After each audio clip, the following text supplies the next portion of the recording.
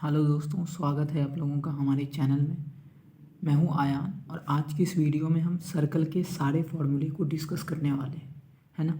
Circle को लेकर जो भी आपको प्रॉब्लम होती है, क्वेश्चंस नहीं बनते हैं आपसे और आप अटक जाते हैं बीच में, उन सारी प्रॉब्लम को हम देखेंगे। और मैं ये गारंटी देता हूँ कि अगर आप इस वीडियो को देखेंगे तो भले ही आपको कोई सवाल बनाने में टाइम लगे, लेकिन आप उसको बना पाएंगे, ठीक है।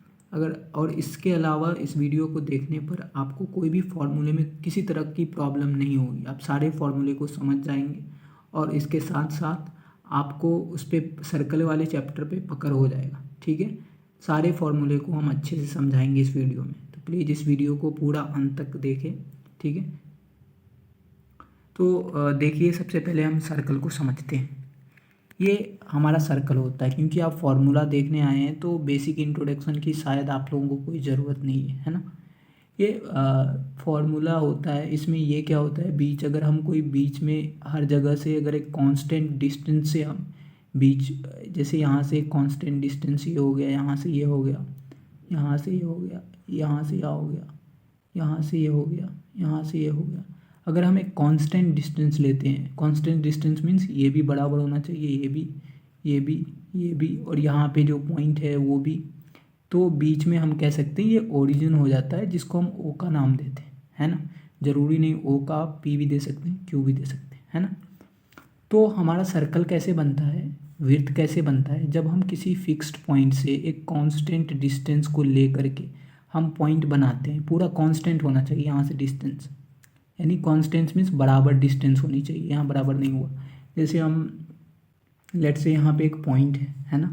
यहाँ पे अगर हम सर्कल बनाना चाहते हैं तो यहाँ से हम एक कांस्टेंट डिस्टेंस ये ले लेते हैं, फिर ये ले लेते हैं, ये डिस्टेंस और ये डिस्टेंस दोनों बराबर होनी चाहिए, फिर ये ले लेते हैं, फिर ये ले लेते हैं। इस तरह से हम जब कांस्टेंट डिस्टेंस लेते हैं, ठीक है ना, कांस्टेंट डिस्टेंस लेते हैं और फिर सारे पॉइंट्स को मिलाते हैं तो एक सर्कल बनता है ना।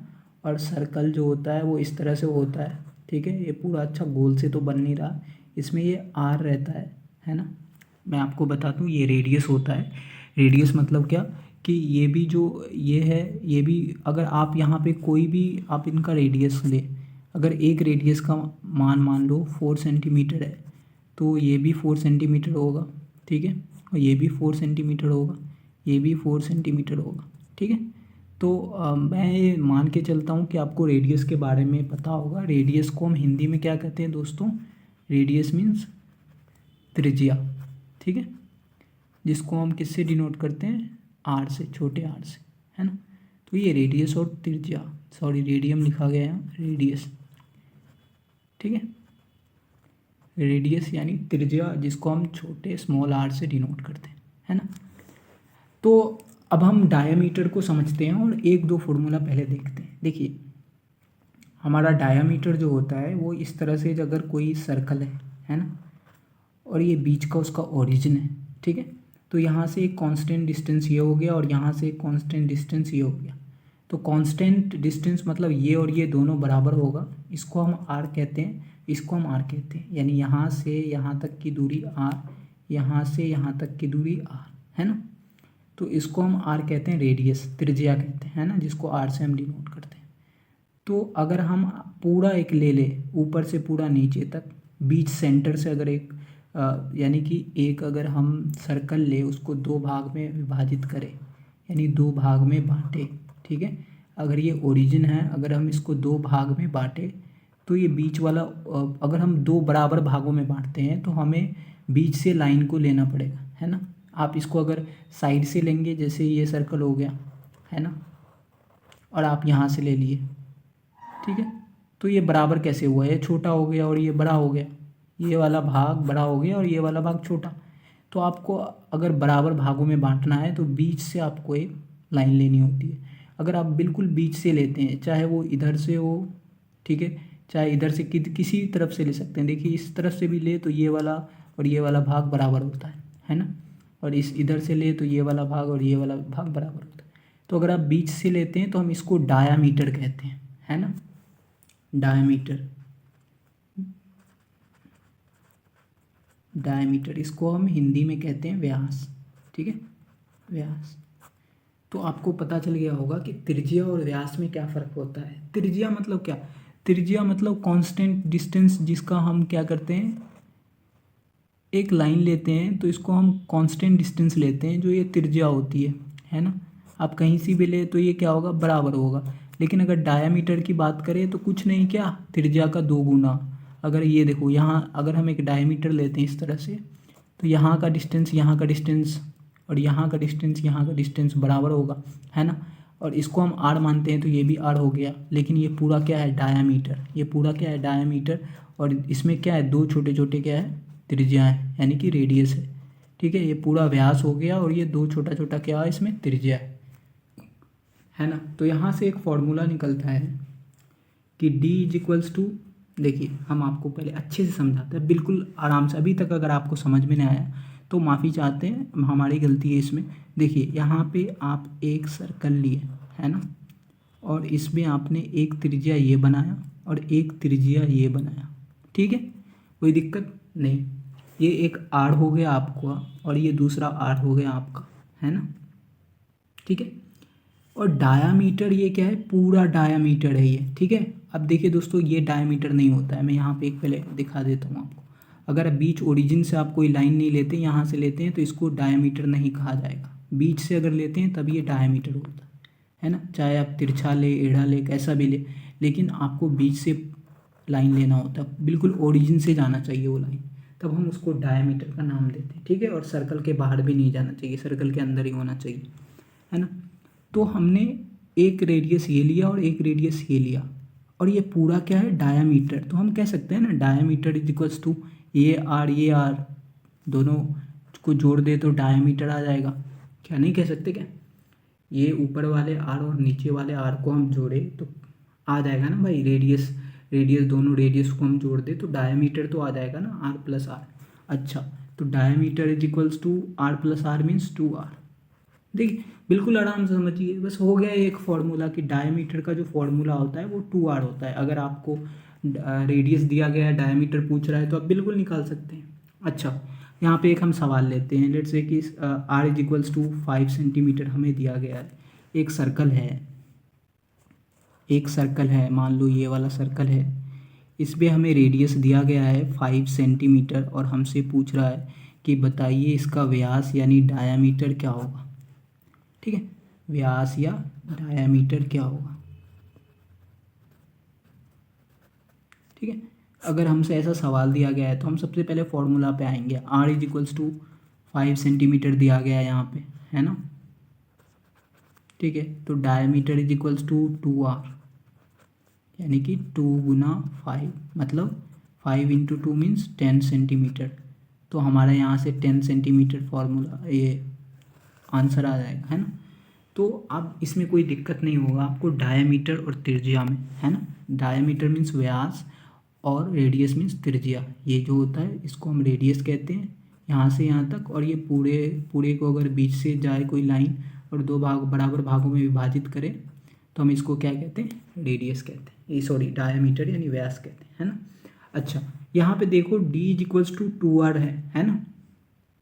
हम इसको r को इस साइड रख के यहाँ देख लो भाई साहब, d is equals to 2r, क्यों, है ना, d is equals to 2r।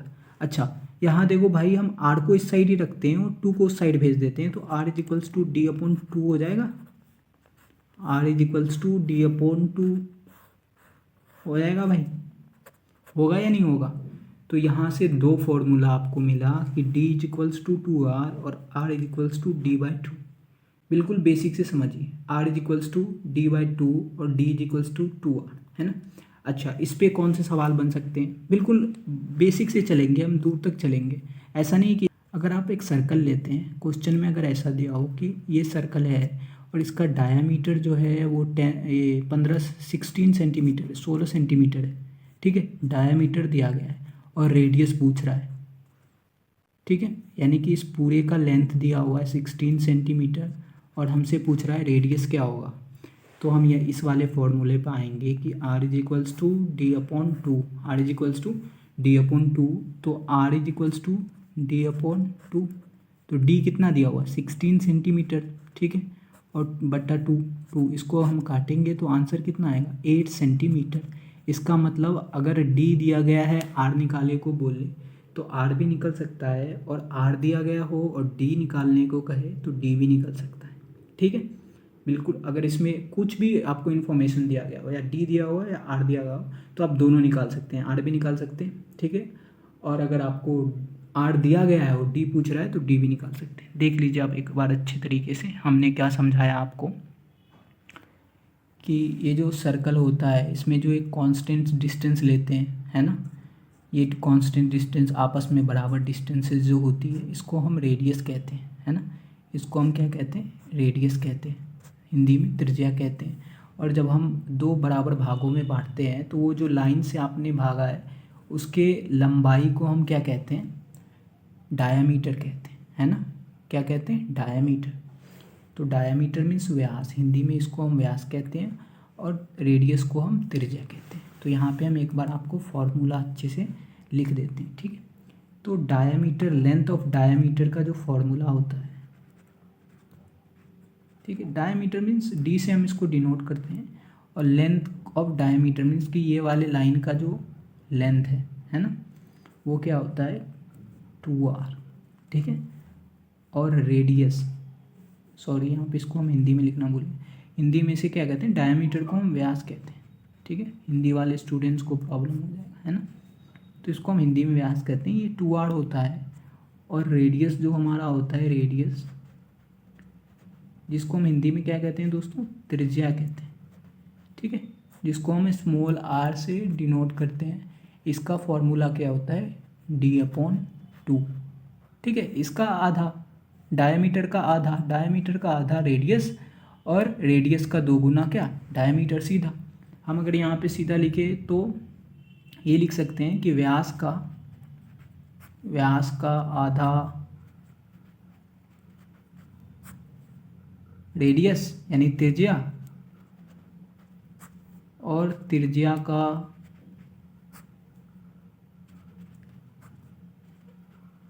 2 गुना व्यास यानी डायमीटर, है ना। बस यहाँ से आप फॉर्मूला निकाल सकते हैं, व्यास का आधा त्रिज्या और त्रिज्या का 2 गुना व्यास। ठीक है, इसमें यहाँ तक आपको कोई दिक्कत, प्रॉब्लम, समस्या नहीं हो रही होगी, जहाँ तक मैं उम्मीद करता हूँ आपसे, है ना। दोस्तों वीडियो क्वालिटीज़ थोड़ी मेरी गड़बड़ है, इसके लिए मैं आपसे माफ़ी चाहता हूँ। ठीक है, अब अगले फॉर्मूले की ओर बढ़ते हैं। आप इसको एक बार देख ले अच्छे तरीके से। देखिए मैंने जिस तरह से समझाया, अगर आप इसको राइट डाउन करना चाहते हैं तो आप इसको बिल्कुल राइट डाउन कर सकते हैं, है ना। चलिए अब अगले फॉर्मूले की ओर बढ़ते हैं। सर्कल का क्षेत्रफल देखेंगे, एरिया ऑफ अ सर्किल, है ना। तो अगर एक हमारे पास लेट से ये सर्कल है, ठीक है, जिसका रेडियस r है ना। r से हम क्यों डिनोट करते हैं, क्योंकि रेडियस को ऐसे लिखा जाता है RADIUS। ठीक है, तो हम ये r को ले लेते हैं और इसको स्मॉल बना करके r से डिनोट करते हैं, है ना। सही रहता है फॉर्मूले के लिए, आप कोई भी चीज़ से डिनोट कर सकते हैं, कोई दिक्कत नहीं, लेकिन r से इसलिए करना है क्योंकि बहुत सारे किताब में r को ही रेडियस माना जाता है ना। ये वेरिएबल्स है, आप क्यों p जो भी चाहे वो ले सकते हैं, है ना। तो इसको हम r से डिनोट करते हैं, है ना, रेडियस को r से।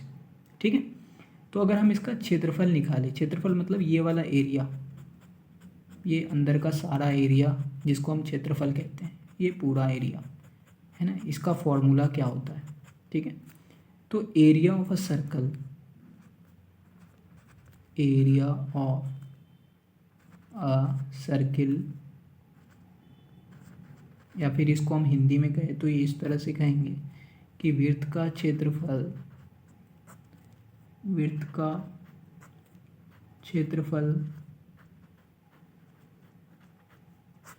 बराबर होता है पाई r² के। ठीक है, इसमें पाई की वैल्यू कितनी होती है 22/7 या फिर 3.14। ठीक है, तो एरिया ऑफ अ सर्कल क्या होता है, वृत्त का क्षेत्रफल पाई r²। इसको आपको बस एक बार देख लो, पाई मीन्स पाई और r² भी साइड में लगा देना है, बस पाई r², है ना। किसी सर्कल का हमें एरिया निकालना हो तो उसको हम पाई को, उसका जो पाई का वैल्यू होती है उसको हम r² से मल्टीप्लाई करते हैं, है ना, और जिसकी वजह से हमें क्या होता है कि एरिया का क्षेत्रफल पता चल जाता है। है ना, सर्कल की। ठीक है, इस पे हम कोई क्वेश्चन करके देखते हैं। जैसे मान लो एक क्वेश्चन दिया हुआ है कि r = 7 सेंटीमीटर है, तो एरिया निकालिए। अगर हम इसको दर्शाएं अच्छे तरीके से आपको समझाने के लिए, तो मान लो आपके पास एक सर्कल दिया हुआ है कुछ इस तरह का, है ना, जिसमें r की वैल्यू आपकी दी गई है 7 सेंटीमीटर। ठीक है, और इसमें से आपका एरिया पूछा है, यानी कि क्षेत्रफल, वृत्त का क्षेत्रफल ज्ञात कीजिए। तो हमें पता होगा, अगर इसका फॉर्मूला पता होगा तो बिल्कुल ये बन जाएगा। हम लिखेंगे कि वृत्त का क्षेत्रफल, ठीक है, या फिर area of a circle, circle is equals to pi r square. ठीक है, पाई का वैल्यू कितना होता है 22/7, वो दे दिया जाएगा आपको क्वेश्चन में ही कि 3.14 लेना है या 22/7 लेना है। तो 22/7 इंटू r² मीन्स 7 का होल स्क्वायर। ठीक है, देखिए दोस्तों, यहाँ से हम इसको डायरेक्ट ऐसे और ऐसे काट सकते हैं, लेकिन आपको समझाने के लिए इसको एक और स्टेप बढ़ाते हैं और इसको ऐसे लिखते हैं। 7 का स्क्वायर है तो इसको हम 7 × 7 लिख सकते हैं, है ना। अब यहाँ से 7 कट जाएगा और इसको हम गुना करेंगे तो ये आ जाएगा 154, आई थिंक ये आएगा, हाँ जी, 154 सेंटीमीटर स्क्वायर। तो अगर किसी सर्कल का अगर रेडियस 7 सेंटीमीटर है तो उसका एरिया जो होगा, वृत्त का जो क्षेत्रफल होगा, वो कितना होगा 154 सेंटीमीटर स्क्वायर। ठीक है, तो यहाँ पे मेरे हिसाब से आपको फॉर्मूला पता चल गया होगा कि किसी सर्कल का जो वृत्त का जो क्षेत्रफल होता है वो पाई स्क्वायर होता है। इस तरह के आप 2-4 क्वेश्चन इस पे कर सकते हैं। अच्छा, यहाँ पे हमें कोई बदल के भी तो दे सकता है ना, है ना। हमें आर नहीं देकर डी दे दिया जाए तो हम आर निकाल लेंगे और इससे ये फिर नहीं बन सकता क्या। चलिए हम एक क्वेश्चन लेते हैं इस पे, है ना, आपको समझाने के लिए। देखिए, अगर मान लो कोई सवाल में आपको ये दिया जाए कि किसी सर्कल का, ठीक है, किसी सर्कल है, कोई सर्कल है जिसका डायामीटर जो है वो दिया गया है आपको 20 सेंटीमीटर। ठीक है, 20 सेंटीमीटर नहीं लेते हैं, ठीक है, हम ले लेते हैं 28 सेंटीमीटर। ठीक है, किसी सर्कल का जो डायामीटर है, ठीक है, इस वाले लाइन का जो लेंथ है वो 28 सेंटीमीटर है। तो एरिया का सर्कल निकालिए, वृत्त का क्षेत्रफल बताइए, वृत्त का क्षेत्रफल बताइए। तो वृत्त का क्षेत्रफल क्या होता है, पाई r²। अब तो हम फंस गए, हम कि d = 2r होता है, यानी कि r = d/2 होता है। अभी हमने तुरंत डिस्कस किया है ना कि d = 2r होता है और r = d/2 होता है। तो यहाँ से हम बिल्कुल नहीं फंसेंगे। अगर हमें r दिया गया है तो हम d निकाल सकते हैं, और हमें d दिया गया है तो r निकाल सकते हैं। हमें यहाँ पे दिया क्या गया है, d दे दिया गया है ना, 28 सेंटीमीटर। तो r निकालना बिल्कुल आसान है, r = d/2। तो d की वैल्यू कितनी है 28, और 2 को भागा देंगे हम तो ये होगा 14 सेंटीमीटर, यानी कि r निकल गया। अब r निकल गया तो अब आसानी से इसको हम सवाल को हल कर सकते हैं। पाई का वैल्यू हम यहाँ लेंगे 22/7 इंटू r² मीन्स 7 × 7, ये 24, सॉरी 14 × 14, 7 2 × 14, 22 दूना 44 इंटू 14। अब इसको कैलकुलेट करके जितना आंसर आएगा वो इसका आंसर हो जाएगा, है ना। तो वृत्त का अगर क्षेत्रफल हमें निकालना हो तो इसमें भी आपको कोई दिक्कत नहीं है। अगर डायमीटर दिया गया है और रेडियस पे सवाल बनता है ना, तो आप बिल्कुल, डायमीटर दिया गया है तो रेडियस आप निकाल सकते हैं, और रेडियस जैसे ही निकलेगा आप क्या कर सकते हैं, सवाल को सॉल्व कर सकते हैं फॉर्मूला सेट करके। ठीक है, अब चलिए हम आगे के फॉर्मूला की ओर बढ़ते हैं। अच्छा दोस्तों, हमने अभी तक ना रेडियस का फॉर्मूला, डायमीटर का फॉर्मूला, वृत्त का क्षेत्रफल देख लिया है। अब हम वृत्त की परिधि की बात करते हैं। वृत्त की जो सर्कमस्टेंस होती है, जिसको हम पेरीमीटर कहते हैं, है ना, इंग्लिश में, और परिधि कहते हैं हिंदी में, है ना। परिधि मीन्स ये वाला जो लाइन है इसकी लंबाई कितनी है। गौर से देखो दोस्तों, हमारे हाथ को देखो, हमारे कलम को देखो, ये वाले जो लाइन है इसकी लंबाई कितनी है, इसको हम पेरीमीटर कहते हैं, है ना। पेरीमीटर, या फिर हम हिंदी में कहे तो इसको हम परिधि कहते हैं। तो इसका फॉर्मूला होता है, अगर हमें आर दिया गया हो तो क्या हम पेरीमीटर निकाल सकते हैं? बिल्कुल निकाल सकते हैं, इसका फॉर्मूला होता है हमारे पास, ठीक है। अगर आर दिया गया हो तो हम किसी सर्कल का पेरीमीटर को डिटरमाइन कर सकते हैं, है ना। तो अगर एक सर्कल है जिसका रेडियस आर है और इसका हम परिधि निकालना चाहे, यानी कि वृत्त का परिधि अगर वृत्त की परिधि निकालना चाहे तो इसका जो फॉर्मूला होता है वो होता है 2πr। क्या होता है दोस्तों? 2πr, ठीक है। वृत्त की परिधि को इंग्लिश में हम ऐसे बोलेंगे पेरीमीटर लिखिए या सरकमस्टेंस लिखिए, ठीक है। पेरीमीटर ऑफ सर्किल, ठीक है। इसका जो फॉर्मूला होता है वो होता है 2πr। देखिए, आपको अगर रेडियस पता चल गया ना तो आप इसका क्षेत्रफल भी निकाल सकते हैं, यानी एरिया भी निकाल सकते हैं, और पेरीमीटर भी निकाल सकते हैं, यानी कि परिधि भी निकाल सकते हैं, डायमीटर भी निकाल सकते हैं, या फिर डायमीटर पता चल गया तो आप ये तीनों चीज़ इससे निकाल सकते हैं, ठीक है। आप इसको ध्यान में रखना है इस सब बातों को, तो आपको सवाल बनाने में ना आसानी होगी, है ना। तो देखिए, perimeter of circle is 2πr, ये होता है, ठीक है। अब हमारे पास कोई सवाल आ गया इस टाइप का कि किसी सर्कल का जो रेडियस है वो 4 सेंटीमीटर है, हमें बताइए कि उसका पेरीमीटर क्या होगा। तो हम डायरेक्ट फार्मूला लगा देंगे 2πr। Perimeter of circle is 2πr, परिधि किसी वृत्त का परिधि 2πr होता है ना। तो 2/7 और r की वैल्यू क्या है 4। आप इसको आप कैलकुलेट कीजिएगा, जो आंसर आएगा, जो आपका वैल्यू आएगा वो ही आंसर हो जाएगा, है ना। तो इस तरह के सवाल जो आते हैं, और ये हमारा कुछ फॉर्मूला था, इसको हम रिकैप कर लेते हैं एक बार अच्छे से। तो जो होता है त्रिज्या वो होता है d/2, डायमीटर का आधा, है ना। डायमीटर को हम d से डिनोट करते हैं, है ना। और डायमीटर का जो फॉर्मूला होता है, डायमीटर जिसको हम स्मॉल d से डिनोट करते हैं, स्पेलिंग गलत है, इसको हम स्मॉल d से डिनोट करते हैं, और इसका फॉर्मूला क्या होता है 2r, ठीक है। हमने ये दोनों देखा, उसके बाद हमने देखा कि किस क्षेत्रफल,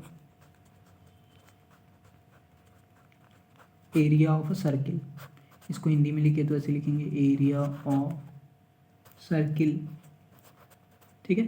तो इसको हमने अभी तुरंत देखा, क्या होता है भाई, πr²। πr² क्या होता है? किसी वृत्त का क्षेत्रफल। और हमने देखा वृत्त की परिधि, या इसको हम इंग्लिश में लिखे तो इसको क्या बोलते हैं, पेरीमीटर ऑफ सर्किल,